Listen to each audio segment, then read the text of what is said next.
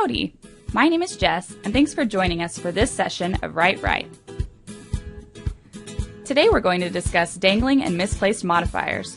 While you may need some brushing up on the definition of these concepts, these are actually very common errors in writing that often go unnoticed. To begin, a modifier is a word or phrase that describes, clarifies, or gives more detail about a concept. These can be adjectives, such as tall and cumbersome, adverbs, like quickly, or entire descriptive phrases, like which had been officially formed the previous year. These modifiers should be placed as close as possible to the word or phrase they're modifying to avoid confusion. When either awkwardly situated within or added without a clear subject to a sentence, a modifier can be considered misplaced or dangling. First, we'll discuss misplaced modifiers. A misplaced modifier is a word or phrase placed awkwardly within a sentence, so the reader is unclear as to what the phrase is describing. When thick and greasy, my aunt loves pizza rolls. In this sentence, the phrase, when thick and greasy, is misplaced. The reader is left wondering, what is thick and greasy, the pizza rolls or your aunt? He nearly ate the entire box of cookies. In this example, the adverb nearly is misplaced.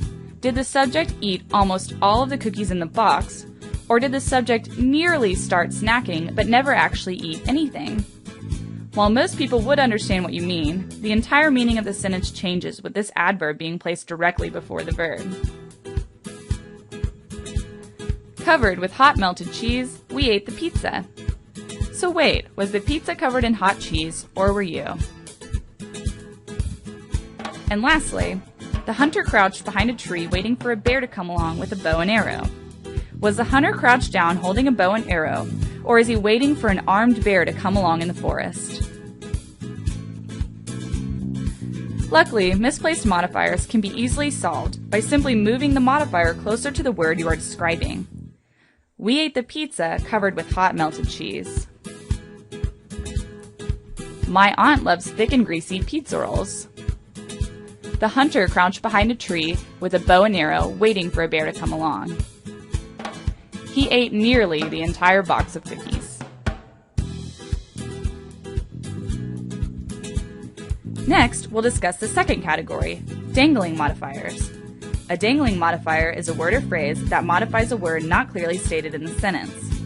These phrases are often found at the beginning of sentences and are simply left dangling with no subject to modify. Raised in Texas, it is natural to like barbecue. In this sentence, there is no subject for the opening phrase. Raised in Texas describes an unknown subject, while it is natural to like barbecue is a complete sentence that could stand alone. Although nearly finished, we left the movie early because our mom called. In the second example, although nearly finished is closest to we, but seems to be describing the movie. Regardless, there is no subject given for the opening phrase, and the second half of the example again is a complete sentence that could stand alone. Flying over the African landscape, the elephant herd looked magnificent. Who was flying over the African landscape? Yourself in a helicopter?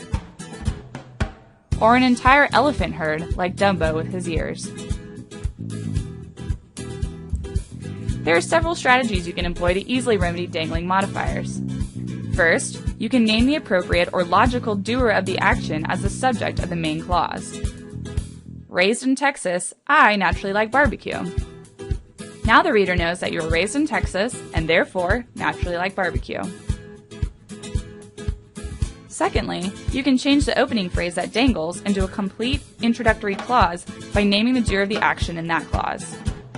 Although the movie was nearly finished, we left early because our mom called. It's now clear who or what was nearly finished, the movie. And finally, you can simply combine the dangling phrase and main clause into one complete sentence.